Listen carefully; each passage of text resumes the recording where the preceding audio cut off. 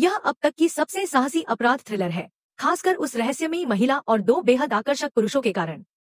कहानी इतनी रोमांचक है कि कोई भी दर्शक इसे देखकर हैरान रह जाए। कुछ दिन पहले आक्यांग काम से घर लौट रहा था जब उसने अपनी पत्नी की आवाज घर के अंदर से सुनी।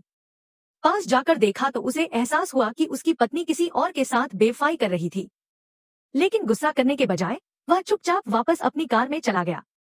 अजीब किस्मत से वह एक बार में पहुंच गया जहां उसकी नजर शाओ मेई नाम की एक डांसर पर पड़ी। पहले तो आक्यांग झिझका, लेकिन बातचीत के दौरान वह पूरी तरह उससे प्रभावित हो गया। यहाँ बहुत गर्मी है, चलो नाचते हैं, उसने कहा, और इस तरह दोनों एक अनजान सफर पर निकल पड़े। कुछ देर गाड़ी चलाने के बाद आक्यांग अपनी पत्नी को याद कर परेशान हो उठा। उसने कार को सुनसान रास्ते की ओर मोड़ लिया। आगे जो हुआ वह सब समझने लायक है, बाकी के लिए बेहतर होगा कि दर्शक मूल फिल्म देखें। इसके बाद दोनों एक होटल पहुंचे जहां उन्होंने रात बिताने का फैसला किया।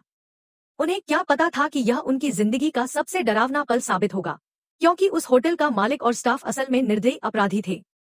रात में अपने कमरे में आक्यांग और शाओ मेई आराम से वक्त बिता रहे थे, लेकिन होटल का मालिक उनके हर कदम पर नजर रखे हुए था।